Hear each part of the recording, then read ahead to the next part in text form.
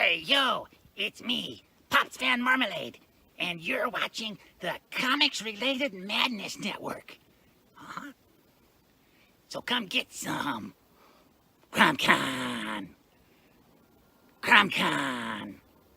Hey, we want to shout out to our sponsors, Daytona Beach Comic Con. If you are a fan of comic books, if you're a fan of comic book conventions, and if you like meeting comic book creators and getting comics and comic-related stuff, then you need to make your plans to attend Daytona Beach Comic Con. This year's show is September 7th and 8th. Silverline will be there, so you should make your plans to be there too. We'll see you there.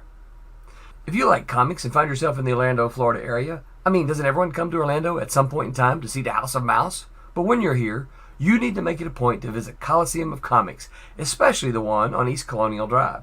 They carry Silverline Comics, even a limited edition Coliseum of Comics version of our comics. So, when you go, be sure to ask for Silverline Comics and tell them we sent you. OCD stands for Orlando Collector Deviants. OCD, Steve and Trish, they're a family of geeks who promote geek things, particularly those around the Orlando, Florida area.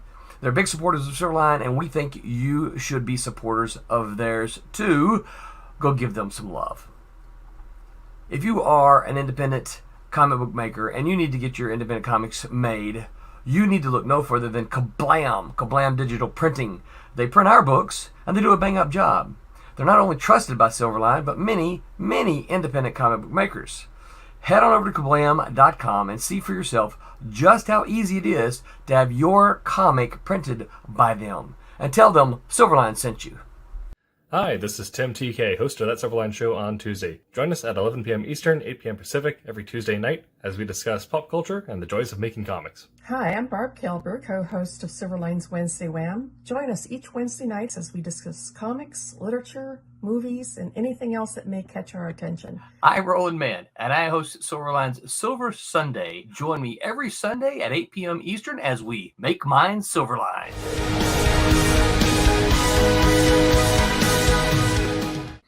Hello, Internet. Welcome to A Silverline Show on Tuesday. I'm your host, Tim TK, and I'm joined, as always, by Jose Fuentes. Which one of us is Robin? Which one of us is Batman? I don't know. I've gone through actual boxing training, but I feel like you're good at the crowbar, so. Allegedly good at the crowbar. Yeah. Yeah, don't get Jose in a bar fight. Right? Someone's losing some kneecaps. I will say that I'm such a good friend that I can say I have stabbed my own friends. Well, I feel like, things like that happen for a lot of people. Just, Well, we were dumb in our youth, and we actually walked around. I still walk around with a knife on me all the time, but yeah. We walk around with knives and swords on us. And at any given moment, our friends would challenge each other to like knife fights and sword fights because we're dumb. Of course, yeah. I feel like even now, like, I don't even think there's like a generational gap. I feel like it's just like a thing where, like, even tomboys too, if you just carry a certain level of weird energy, at some point you do sword fight your friends in the backyard. Right? Yeah. At some point. I remember wrestling around, and my friend Dana, it was after I had moved to Iowa for a little while. Some of my friends came in to come find me because I didn't tell anybody I left. And we were just wrestling in the yard, and my friend Troy jumped up onto Dana, and Dana grabbed a hold of him. He's just this big black dude. I grabbed a hold of him, and I come leaping in the air after Dana, and Dana looks at me and just throws Troy into me. We collide in midair, just drop to the ground. That's fantastic. That is the extent of my acrobatic skills. I just want to put that out there. Yeah, there you go. Yeah. I mean, if you focus on that kind of air acrobatics for a couple of years, you probably could land in WWE or something. Something like that. End up like the Hardys, right? Yeah, exactly. That would be awesome. Those guys always took a beating. Oh yeah, yeah. It was. I mean, even like after they came back, still, I think their first match back was a classic ladder match. So Right. even Jeff and Matt still, the guys who invented breaking your back on the ladder, essentially. Right. Jeff and Matt Hardy, if you watch our show, come wrestle Tim. That would be awesome. There you go. I'd be down. I think I told you this, right? But I took a couple classes at Alpha the Wild Samoans school. One is in Florida. You did not. Okay, yeah. I found out we went to a small like local convention. We found out that Alpha the Wild Samoan actually had a training school, like for if you want to go like learn how to do like the wrestling stuff, or like if you want to get certified as a trainer or a coach, like or as a he offered 3 certifications where you get certified as a manager, referee. So if you wanted to go through schools on how to write promos and how to transition to like being like a heel on the side of the ring to be right, like Paul Heyman stuff, or how to sell being a referee, but also this general thing was just the running drills on how to perform maneuvers and stuff without killing people in the ring. That would be crazy. I know. I remember talking to April Hunter about like just a few, like nothing really huge, because I really at the time I really didn't like pay attention to a lot of wrestling. No. Then I found out she was a wrestler. I was like, oh, that's super cool. And she got trained. Like she even went to like, as far as I know, she went to like Japan and whatnot to train with the wrestlers. Yeah, the Japan school of wrestling is insane. Right. That's all the shows are just dope. That's one of my favorite wrestlers currently is Kenny Omega, and he made his name out in Japan. So when he came back to do AEW, he's great. That's cool. Not the subject for today, but Yeah. I mean, wrestling has story arcs though. But yes, tonight's subject is story arcs. So we might transition to talking about wrestling at some point, because I have dissected a few wrestling stories, and one of my college professors actually used to write for WWE. So yeah, that's pretty cool, right? So we'll be talking about building the story arc. So kind of the looking at what a story arc is for comics, breaking down how you actually go about making one. So some general theory, I guess, if you haven't gone through creative writing classes, is going to be essentially giving you some of that creative writing college course for free, and going into the practical of it.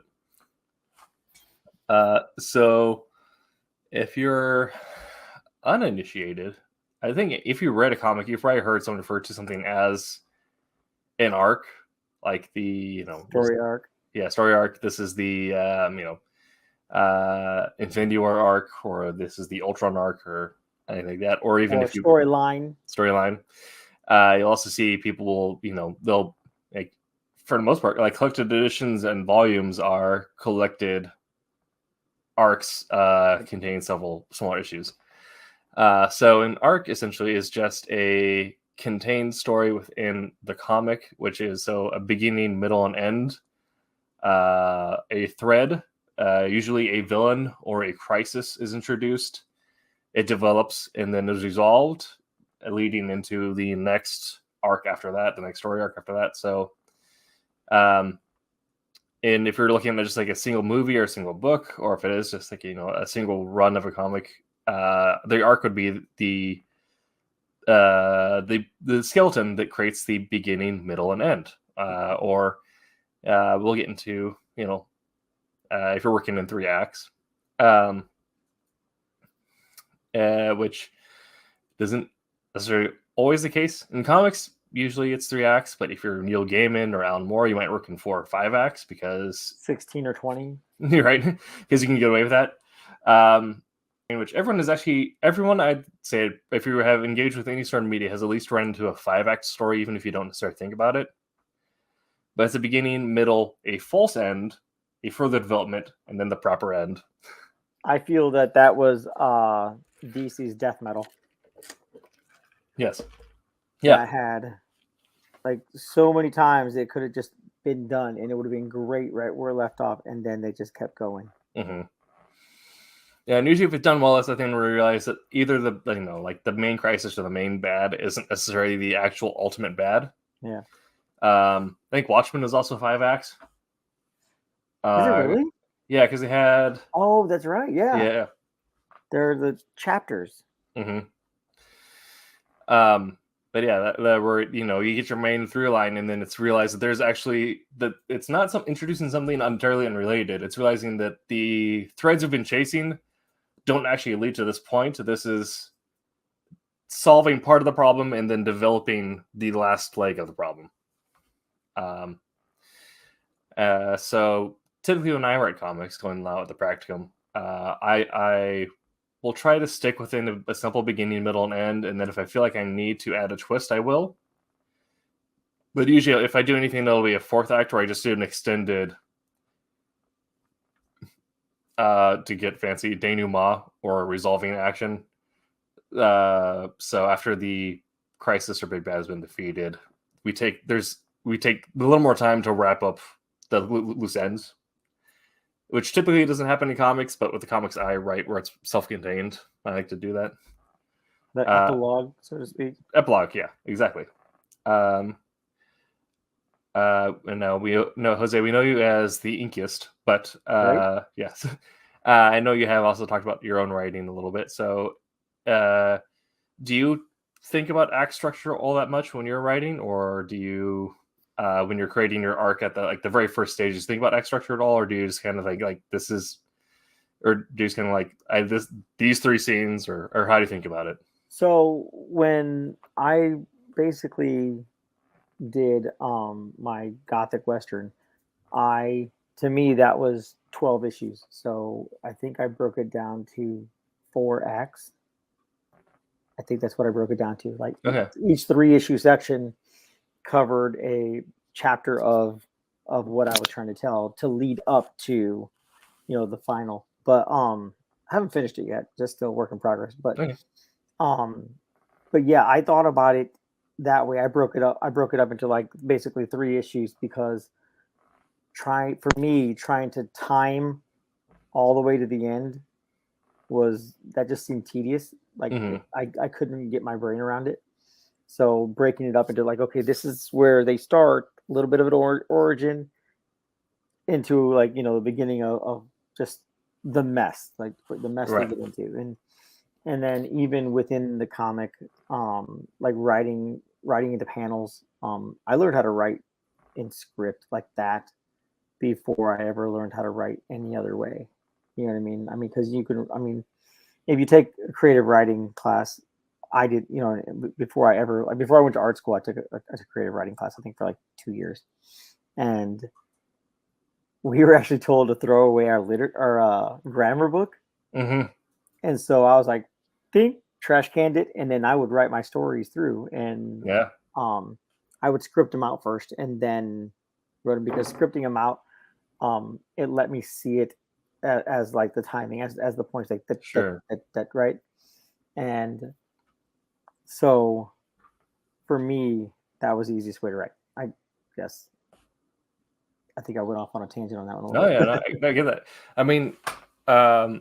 I know there's like in writing, there's the talk about like, are you a planner or a pantser? Like, do you plan your story, or do you go fly by seat your pants? I think it's kind of a misnomer, because I think everyone ends up at the same place, which I think you're a front loader or you're retroactive.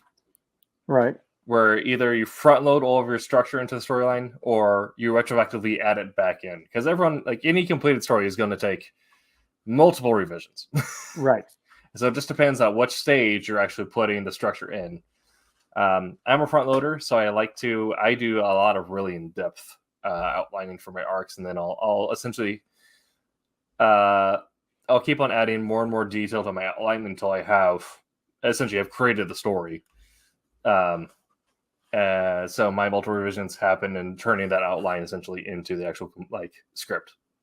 See, most of the time for me, it starts off with like I have an idea for a scene. Mm-hmm. You know what I mean? And then I'll write out the scene, and then I know that I have a gist. Like I know where I want to end up. I know the scene I want at the end. I know the scene I want at the beginning. And this is like within my three issues and whatnot. Like I want this particular chapter to end here, and I'm all about the cliffhanger. I like the cliffhanger scenes. If to me it may seem like a cliffhanger, some people are just to blow right through it.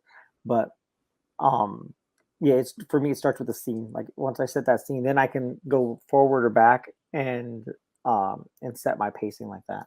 Yeah. Kasisi, a friend of the show, asks, "Do you bother writing a story Bible before you start a project?" For me, that depends on the length or scale of the project. For Wolf Hunter, I did not because it's small. So I'll send it a little bit because there's room for that to turn into a long-running series. For other things, I definitely have. But if it's anything that's I know it's going to be wrapped up in, 6 or less issues or less than 1 or less than 2 books, I will novel-size books, not comic books.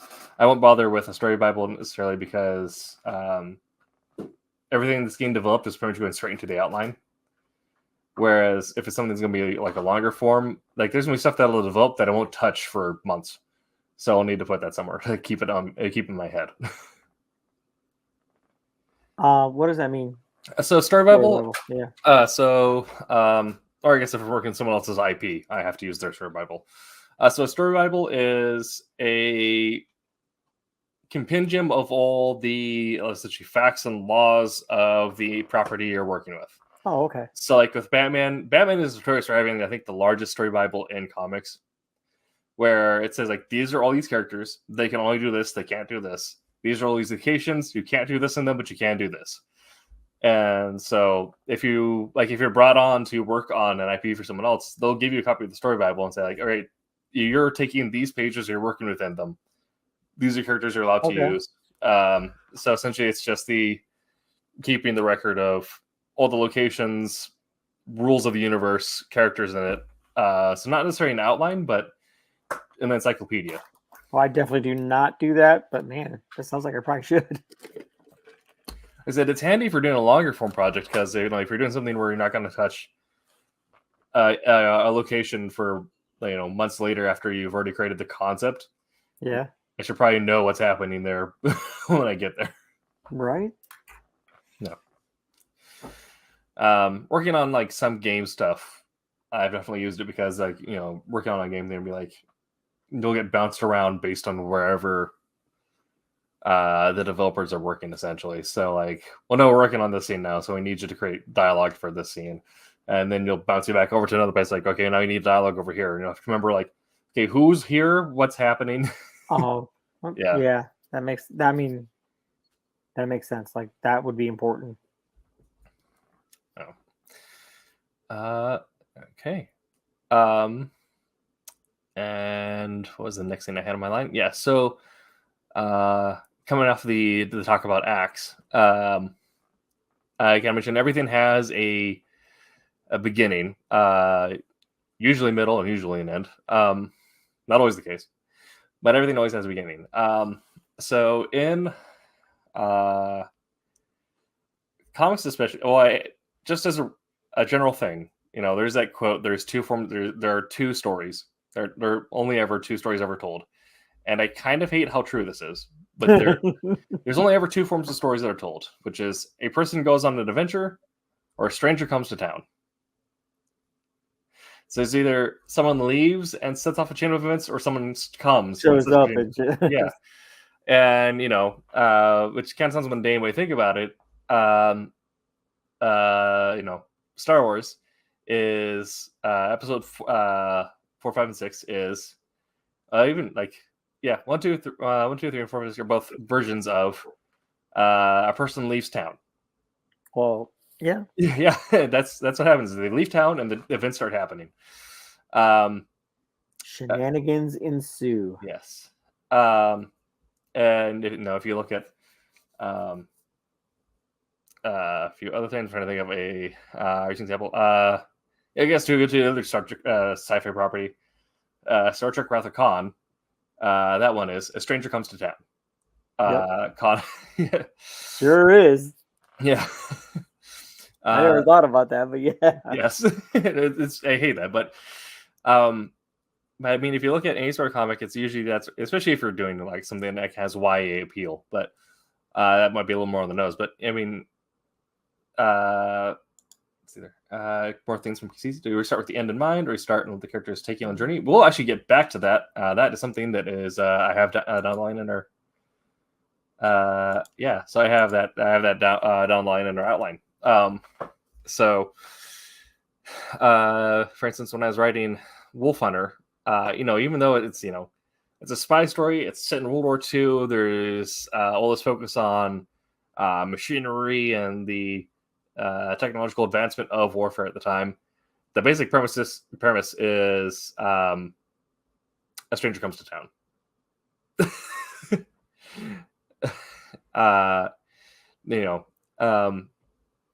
So I don't know if this is something you ever thought about, Jose, but I never even considered that. Yeah. I mean, that's not wrong. I get it. Yeah. It's so something that I found that helps me when I'm outlining at they're doing the first bits of building a story arc is after don't make that be your very first thought.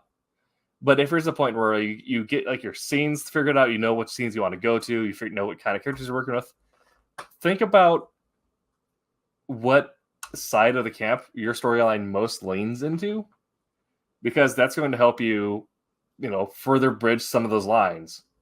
So if you're, one of the issues people run into when building out a story, or especially when writing it, is getting stuck in the middle. You always get us a lot of people will complain about they have a really slow middle or really dry middle because it's not the beginning, everything's exciting and new. It's not the end with the big climax. It's just things are happening and you have to make things happen. So choosing if this is someone goes on an adventure or a stranger comes to town helps you decide who's causing things to happen. Right. So if you need something to happen, when we're this is if you finish your outline and you're thinking oh, between these two scenes, there's something should happen here because it's really dry and it's really slow. Think about who should be driving the action and have them do something that leads into that next scene. And it kind of leads into our next point, which is actually building up the arcs, looking at the difference between an arc for a series and an arc for a singular issue and how they work together. So in comics, this is a particularly comic issue, in that we have a series which are 3 or 4 or 6 issues, possibly more, and each of that is also made up of, series made of 6 issues, and each issue also has to have its own story. Yep. And each issue needs to have its own beginning, middle, and end, essentially, as a bigger part of something which has a beginning, middle, and end. Same thing with movie series and all that. One of the big issues with the sequel trilogy in Star Wars is that there was a beginning, and then they didn't plan out the middle and end. So The Force Awakens, it's derivative, sure, but it's still solid. It hits the plot points. There's a cohesive storyline goes throughout, and then things get muddy, and you kind of lose where we are, and we're not sure what's happening, and we're why isn't Poe Dameron needing more screen time? He seems cool. Much like how I explain half of what I do. Yeah. You start off with hitting some really good points, and then about halfway through, you're what was I talking about again? Exactly. What was the question? And so you don't want to run out. So Jose, you already kind of mentioned this, how when you're doing your bulk outline, your series outline, you'll break it up into your with your current one. You broke it up into 3-issue acts or 3-issue chapters, essentially. So you created a series arc, and then you created smaller arcs within that, essentially saying okay, these 3 issues are telling this story. And then I imagine that you went to an even more granular level, and then looked at each issue and said, okay, what part of this story is this issue telling?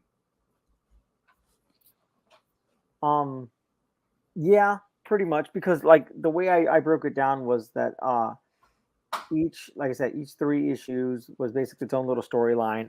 The first part of the first 3 issues is getting to know the characters and getting to or introducing or as the writer introducing in characters that are going to be important by the fourth chapter, right?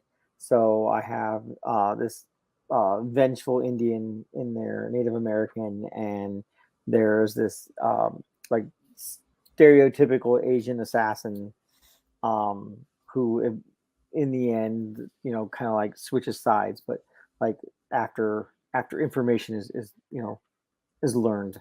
But yeah, it's just about introducing them and some of them characters and like their interactions with the main character, and it's basically for me, it's basically Empire Strikes Back done in 2 chapters. No. And then maybe we get a good resolve at the end if people like it. There you go.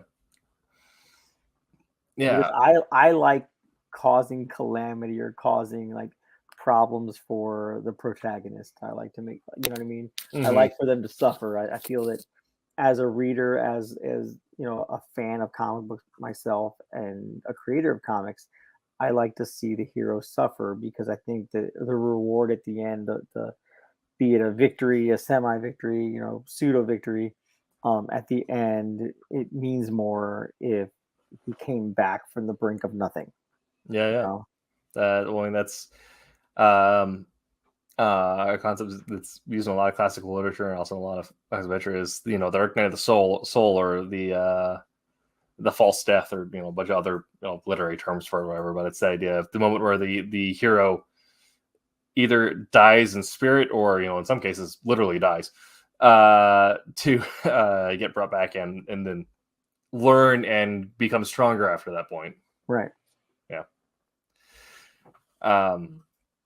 Yeah. When I was working on Wolf Hunter, I kind of had the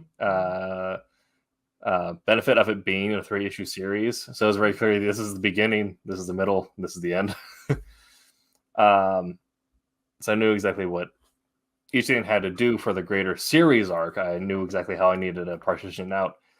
But having and so I knew that, you know, at the very end of issue 1, we had to establish the greater plot for the next 2 issues. Right. But issue 1 also needed to have its own plot, because having a book that is 23 pages of setup and 1 page of action happening is boring. So it had to have its own moment where there had to be another struggle within that issue that the character had to overcome. So that's when it becomes a thing of focusing and building a specific arc just for a singular issue that ties into the larger arc, and giving it its own beginning, middle, and end. Looking at the first issue being, it starts with the Blitz, the second Battle of Dover, and that's the one where the character gets incapacitated. So we have a clear start in action, in media res, if you will, and a inciting incident where the protagonist gets severely injured, and also kind of foreshadow some issues that he has that will lead into his Dark Night of the Soul later on. And then the story that becomes about him overcoming the blow to his confidence that those complications have initially given him, and figuring out what his new purpose is going to be going forward. And then the action develops even more so going into the next issue, but creating a character-driven first issue that also then ties into a plot-driven moment. So this ties into my question here. So looking at developing a series arc or an arc for an individual issue, in your experience with your current comic, Jose, that you're right now, what are some of the challenges you've found with either side of that, or if there's a side that you prefer? I think the longer arc is easier, just because you have time to work it out. Like you have time to move the details around. Like Yeah. if something doesn't work out right or your timing is off, you can like adjust it Right. on the next issue. You know what I mean? I mean, I'm not quite sure that answers the question. It kind of, that's the idea is that, you one of the issues with working in the smaller side of that is that you are more constrained in time. Yeah. When you're looking at the big picture, you have an idea of where you can figure everything out. But especially in comics where you have a hard page count most of the time, although now with digital and print on demand, you can kind of play around with that if you have your own publishing system. But if you're stuck with 22 or 24 pages, you're like, okay, I need to get this done in this amount of time. I can't really finagle it too much. And then you want, like, I mean, I keep talking about timing. Timing is important.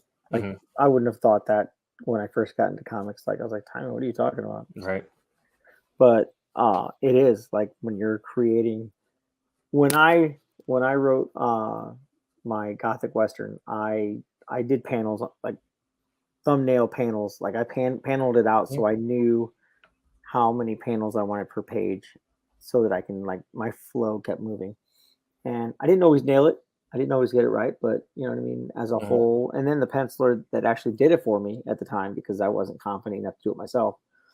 But the penciler that did it for me, like, really was really good about, like, he's like, oh, like, what if I did this here? What if I changed this here? I was like, oh yeah, dude, that's awesome. Like, let's do that. Or no, that throws off the next couple pages. You know what I mean?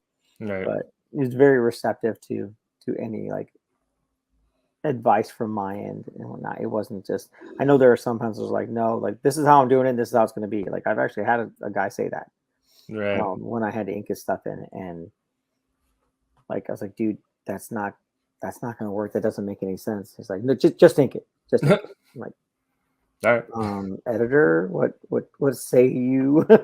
Yeah. But yeah, like, timing to me is important, because with having so little pages for, like, the shorter arc, you know what I mean? You have to, like, really try and get everything in there. You have to hit all the points you want to hit, which when I do my thumbnails for my scripts and whatnot, I always make sure I know where my points are. Like, this page, the point is to do this, like, on this page. Like, when I transition into this page, this is the point I'm trying to hit on this page. You know what I mean? Yeah. And, or like in a couple pages, I need my point to be hit by this page. So it's not easy to me anyway. It's not easy like that, because I'm not normally a writer. Just, when you have a story to tell in your head, you kind of just want to get it out. Yeah, absolutely. So, I mean, that's I forgot who it said.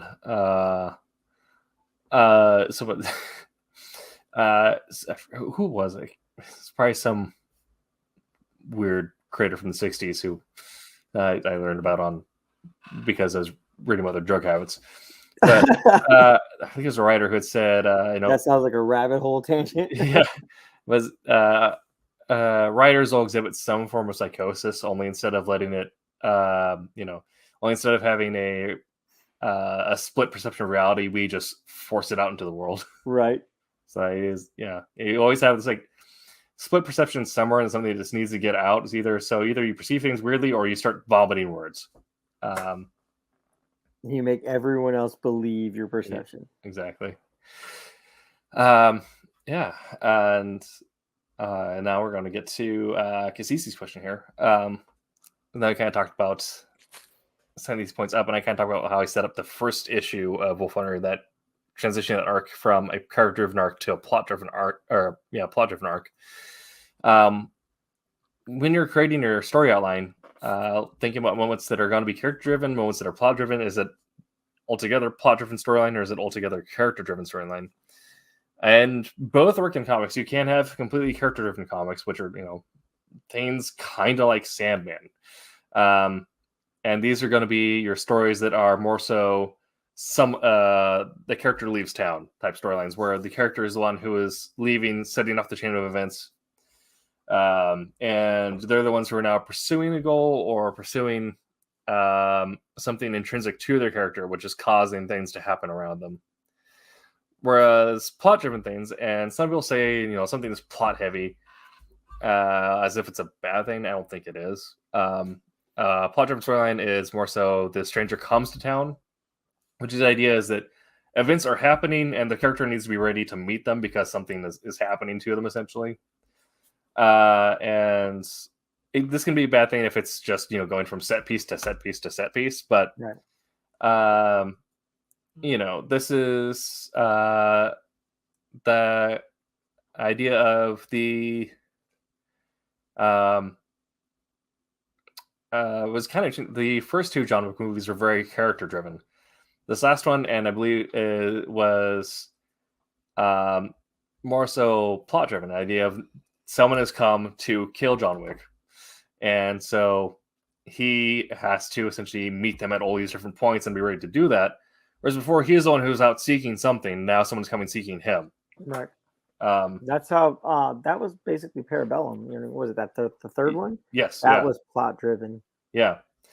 And so that's an idea of like, you're not having the story tell the characters what to do. The characters are still making their own decisions and forming themselves how they're going to meet these things.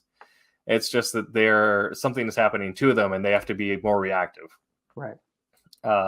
So a lot of video games, by the nature of it being a video game, are plot driven because it's the idea of, or also, in essence, also kind of Karate Kid, right? It's the moment where the character has to go out and train and prepare themselves to meet a moment that's going to happen. They can't change the moment. They can't go out and seek something else. The moment is happening, and they have to go on their arc to be ready for it. Right. Yeah. So, my example for this with Wolf Hunter issue 1 being character driven, something happened to the character, and they have to go out and seek their meaning. The overall series is still plot driven because events are happening. Someone has come to unravel things, and that's kind of forcing everyone's hand. But the character is making the choice to step into these moments at the start and finding them, and is using that to find James Wolder is using that to find his meaning there. And at that point, so he is going out.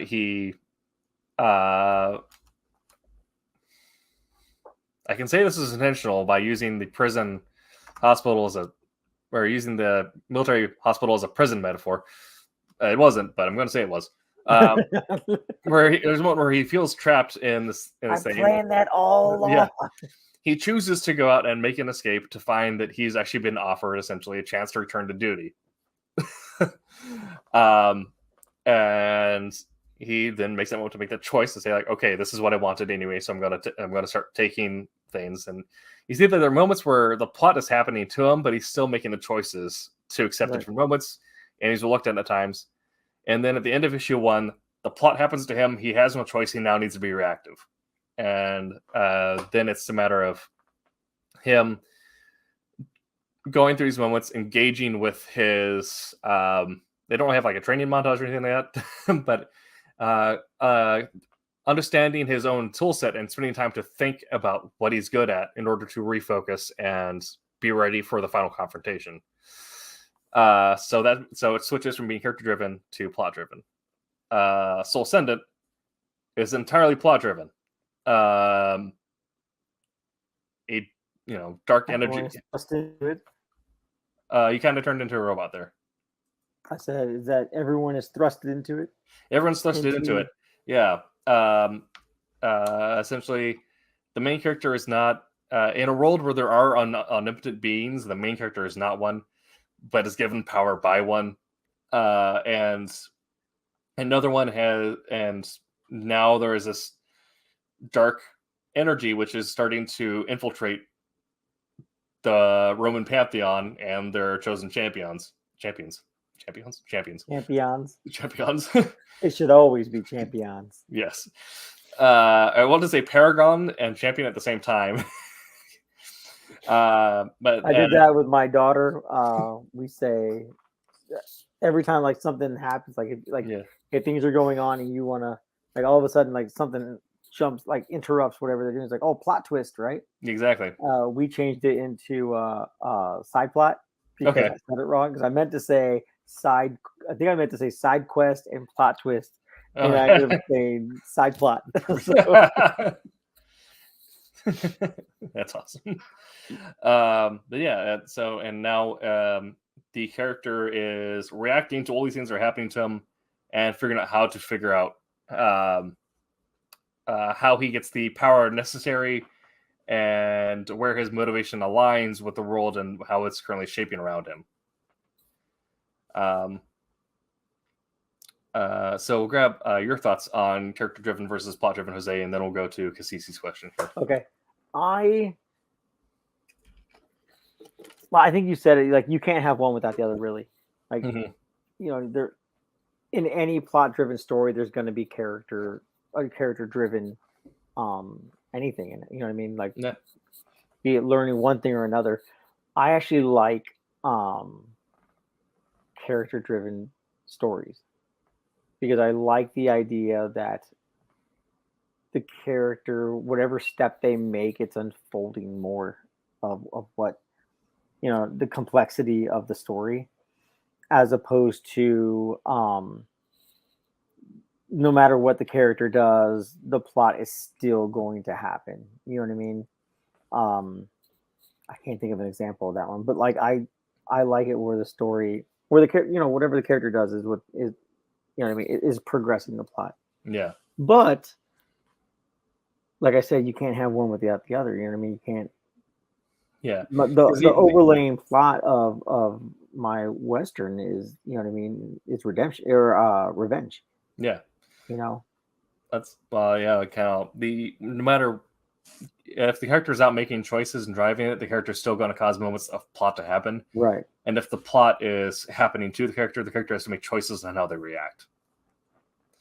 I think most stories, I feel anyway, it starts. I want to say they start off like, you think, was it Divine Right is an old Image book, things like that, or even the storyline for Inhumans, the War of Kings.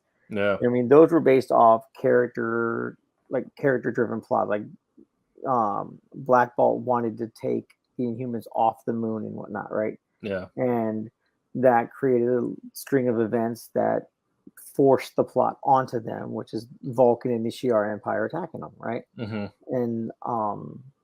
And Divine Right, like it's about this kid who was a nobody and he got these like powers because of a formula he read online, and because of that, it started a chain reaction of like government people coming after him and whatnot, and different like sects. So, I mean, I think all stories for the most part start off as character-driven stories and then evolve into like, or I guess spill the character into the plot. Right. You know what I mean? Well, that's not to say you can't do it the other way around, though, because Spawn is one where it starts off being very plot-driven. Person dies, is given dark powers, and is then forced to essentially be the Devil's Hitman for a little bit, and then realizes that he has more and more agency. He doesn't necessarily have to do it this way, and starts pursuing his own actions after that point, which, of course, will cause more conflict and more plot to happen, but it's... Right, that's a valid point, actually, Yeah. And so it's you're going to have one or the other. It's just whether when you're for the audience, when you're creating your storyline, which one are you focusing on at what moments? Essentially, don't try to get too caught up on one or the other. Just realize like, oh, this is a very character moment, or this is a very plot moment. And then once you realize that, you can lean into that, and that'll help you solidify more background. Like, everyone loves very nuanced and artsy stuff, but that will come after you spend a lot of time hammering out the basics of what the scene is. Right. All right. Cassisi asks, have you two done any projects where there are multiple character arcs in a single issue? If so, what's your thought process to build that? With Soul Ascendant, there is a character gets introduced.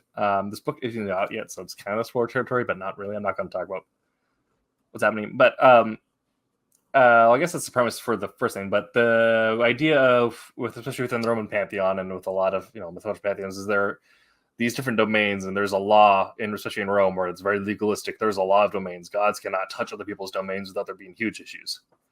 So the main problem is that Sol, the god of the sun, chooses a champion from Earth, which is Terra's domain. And so at that point, Terra would have the legalistic right to essentially go to war with Sol or do stuff. but she isn't. So, and a lot of people are like, oh, this means a lot of really bad things about what's happening to the gods right now. Terra's nowhere to be found, and gods are not able to act outside their domain.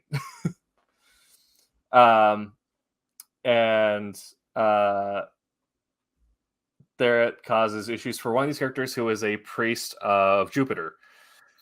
So the thought being like, oh, when we inhabited the solar system, we found the gods. They're benevolent. Rome is right. The planets are gods.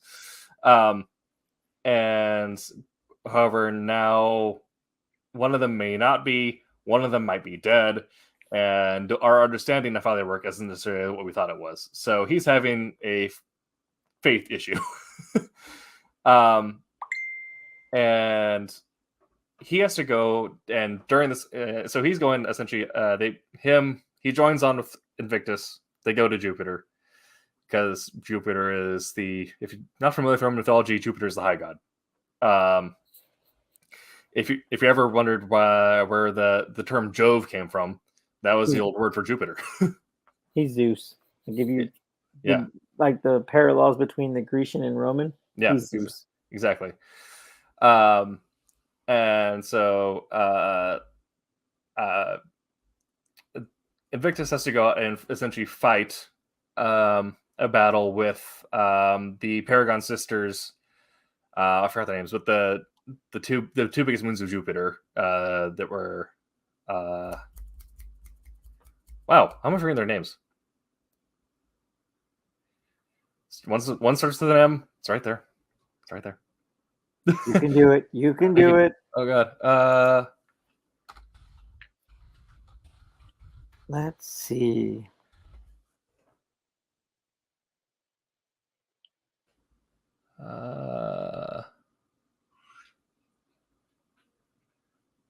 You sure it starts with an M?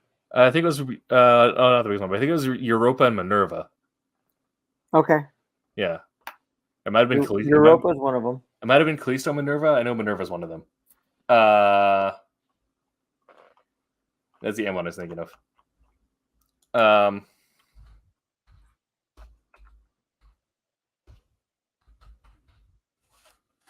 just look up the script. I have it there. Anyway, he's doing his thing with them. They're fighting against said dark forces that are trying to assault the throne of the high god. And this priest is like, this whole religion thing isn't the religion that I thought it was, that I've been teaching. So I'm going to go and do my own thing and talk to Jupiter while I'm here.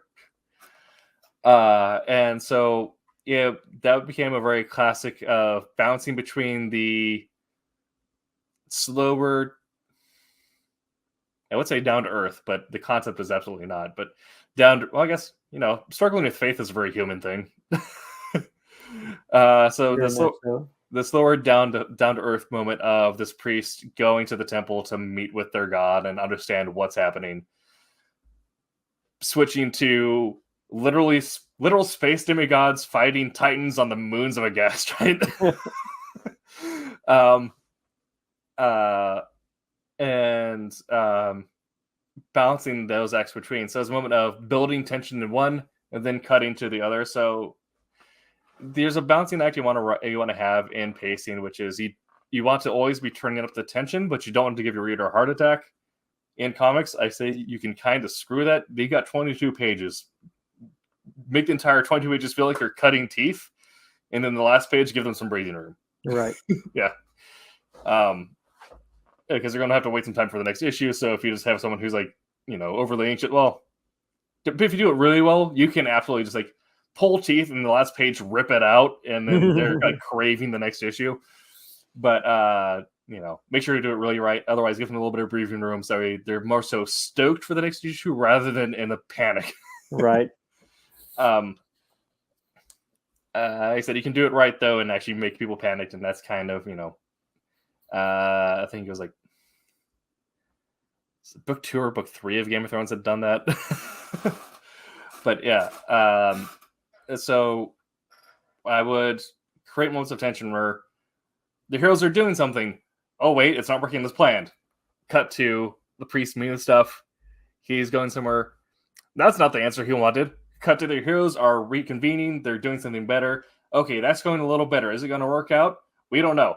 Go back to the priest. He's doing this thing. He's getting more context on the situation. Things are darker than it seemed like they were. What does this mean?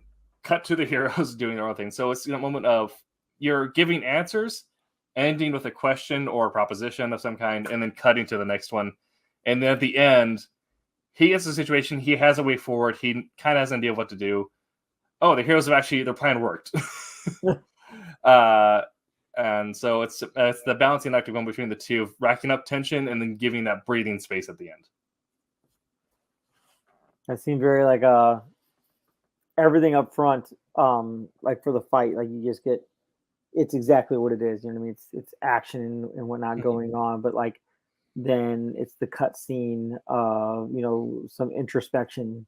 Yeah. You know what I mean? To go back to the fight scene, because Star Wars did the same thing. Star Wars did the same thing when the rebels were fighting the Death Star. You know what I mean? Was it in Return of the Jedi? And Luke Skywalker was having his moment with Palpatine. You know what I mean?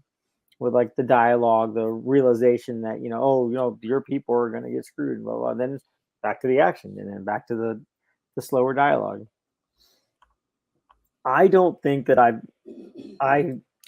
haven't done anything where I put the parallels of multiple characters. Not per se. Like my two protagonists for my Western is a former priest named Chance and a former nun named Seraphine, and their parallels kind of run together with a little bit of like variance here and there, but like I don't know, from what I understand from Cassisi saying that having multiple character arcs, not separate. Mm-hmm. Chance and Seraphine's arcs merge together. She's leading herself down a road of destruction, and he is too, but he sees it as a higher mission to redeem Seraphine, because he feels she's the one who needs to be saved, not him. He's willing to start off light and make himself darker to take the darkness away from her. So not necessarily like different arcs, but like their arcs kind of sort of run parallel. Yeah, thanks for that. So Minerva and Myrmidon are future spoilers, so don't mind them. This was the ascendant of Juno and the ascendant of Jupiter. So okay. So Juno was Jupiter's wife. And also she is kind of same idea where she is also, whereas Jupiter is, whereas in Greek mythology Zeus is kind of the god of horndogging, Jupiter is the god of spreadsheets. Spreadsheets. Because the Romans were like, okay, but also we really like logistics and everything, so what if our gods were more meticulous? Right. So our high gods are heathens. Yeah. Your gods are wrong. We're gonna clean them up. Yeah. So Jupiter's like, of course, being the god of everything, he's a god of administration. Because administration rules everything. And Juno's the tactical side of that, whereas he's like Jupiter is the overall practication, which leads to being like a very civilian-minded god. Juno is the Roman's also very much into like the empowerment of women to be very passionate. So Juno is the passionate side of administration. So she is tactical administration. Nice. Yeah. So yeah, that was the characters I'm thinking of. Let's see here. Okay, and it's our last note that I have here is another very comic-y, uniquely comic problem we run into. Leaving room for follow-up and tag-on storylines. So how complete do you complete a story when you're writing a comic? Because if the big two have taught us anything, it's that you can have one storyline go on for 80 years. I mean, that's the dream, right? That's Spawn. Right? Yeah. That's like, see, I want, I want royalties until after I'm dead. Right. Yeah. That's One Piece. Yeah. That's what that is. That's One Piece. Yeah. But I feel I have a bad habit of I want everything to be a nice, clean ending. Mm-hmm. You know, my vision was, you know, from this issue to this issue, and that's it. I get there and I'm done. And then afterwards, I'm like, crap, I should have left a few loopholes so that I can like spin off and keep going if people are interested in it. But I don't. My brain doesn't work that way. It should, but I'm not a fan of leaving the main thing unraveled a little bit. The main issue, especially because Wolf Hunter is 3 issues. That's it. There is one point at the end where, you know, if we want to continue on past that, we can, but we don't need to. Right. The plan for Wolf Hunter is actually to do one front and then transition to another front. So it'd be like a subtitle, be like, you know, a Wolf Hunter Warsaw would be a member of the Polish Resistance or something like that. With Soul Senate, there's no more room for it because it's designed to be a bigger, grand scale thing. You know, dealing with space pantheons. You know, at some point you got to get the Norse pantheon and Egypt and Japan in there and all that.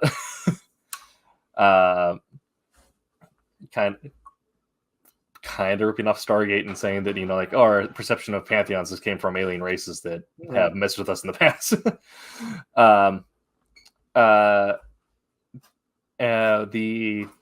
But you know, I like wrapping up the main, like the main villain should be dead or in handcuffs in some way. Right. However, you could always have a moment where a supporting character comes to the main character, be like, all right, that's great, but can you help me with this other thing I got going on back home or whatever?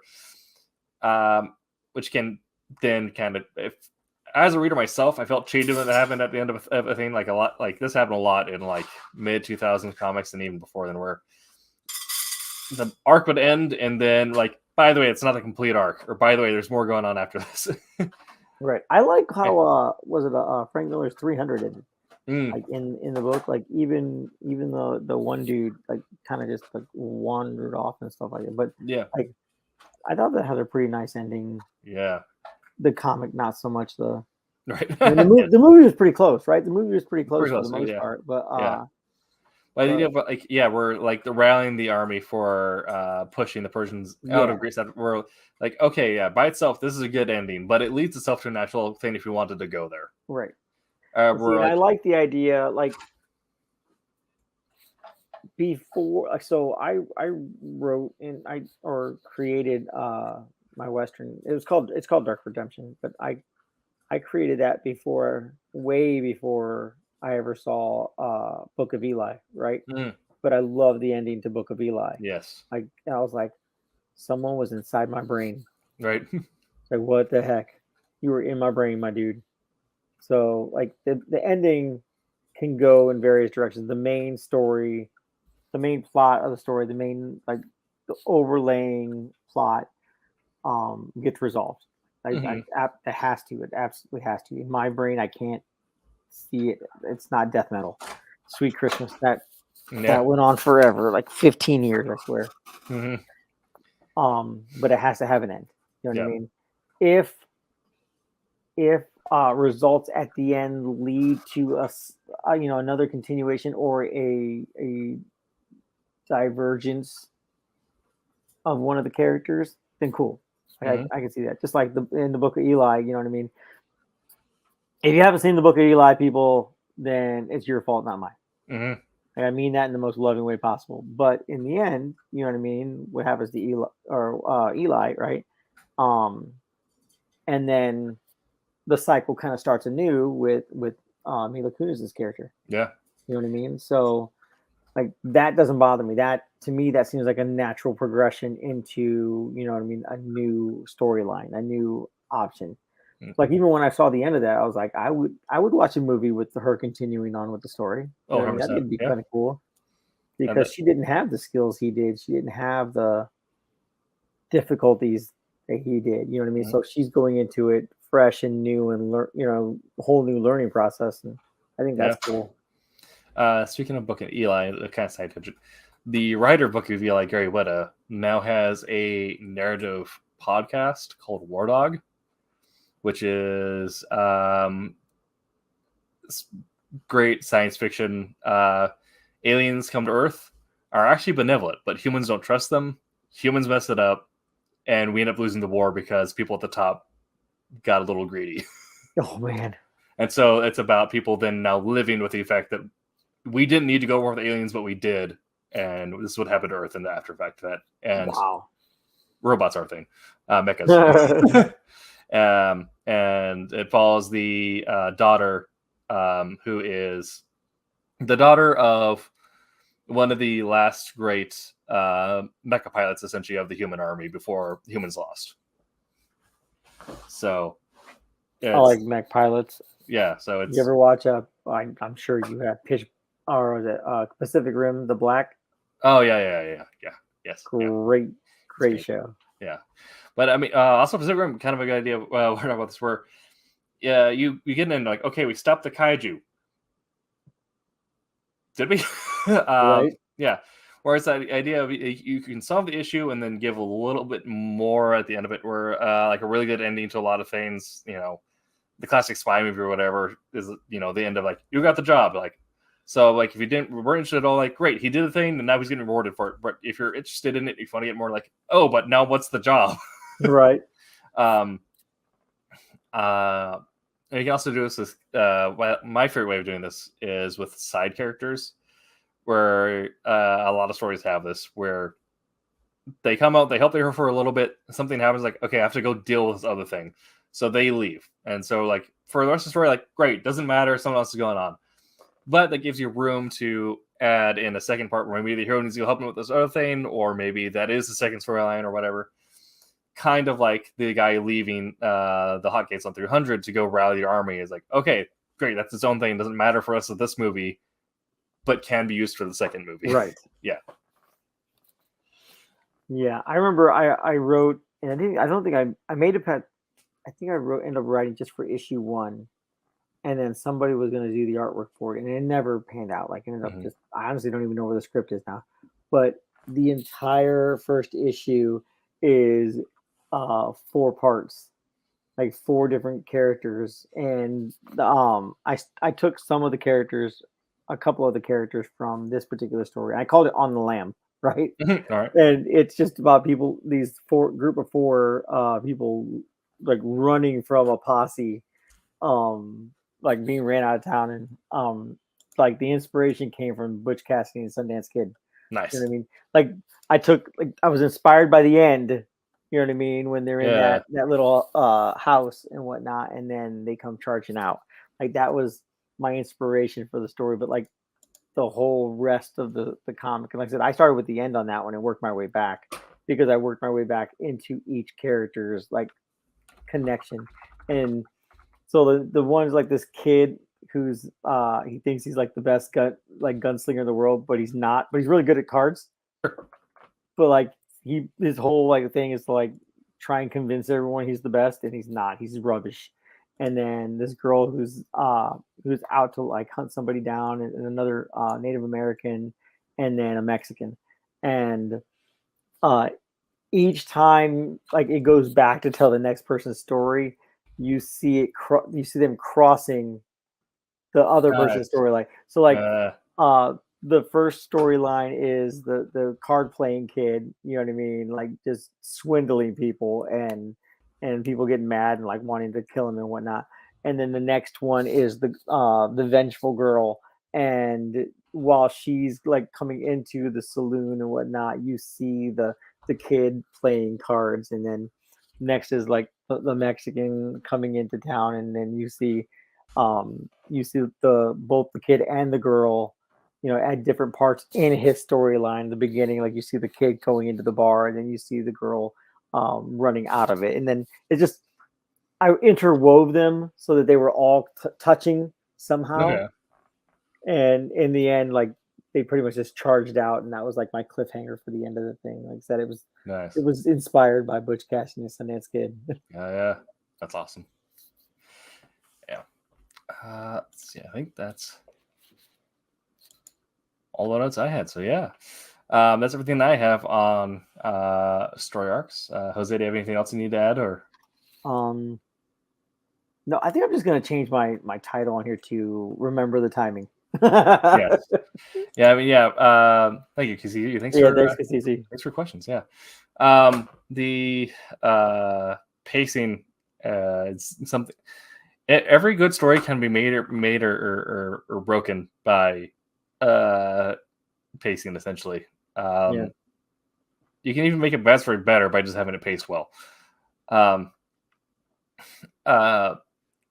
Most recently, the Destiny 2 Lightfall expansion. They give you no context for anything. There's no explanation. The story itself for the campaign is not great. The lore after that is fantastic, so it's worth picking up because you end up the lore after the fact is great, but the pacing of the story, even though you have no context, no idea what's going on, the story doesn't make sense. The pacing of the nonsense is fantastic. There's urgency and moments of relief. There's everything. You understand that everything is happening for a purpose and why things are happening at the speed they are. You just don't know what those things are. So nice. That's cool. That's saved part of the story for me. Is like, oh, I get the speed here. Like there's not like it's nonsense that makes no sense, but it's happening at a rate at which this nonsense should happen. Sounds like an organized hot mess. Exactly. Yeah, that's entirely it. Yeah. And there's a lot of things like that. Like there's a lot of great movies that just feel like they drag on forever because they don't have the pacing right. But then you also got some things where, Bill and Ted 3, not the best outing for the group, but I had fun and it didn't feel like the movie was as long as it was. So the pacing worked well for it. That's cool. Yeah. So, yeah, and there were some like There Will Be Blood? Great movie, but like it got slow in the middle. Yeah. Like, okay, is this going to what's going to happen? Something needs to happen because I'm literally falling asleep. Absolutely, yeah. Great movie though. Like, was it Daniel Day-Lewis? Like that dude is freaking awesome. Mm-hmm. And then was it Paul Dini? Right? No, Paul Dini's what's his name? The dude that played the Riddler.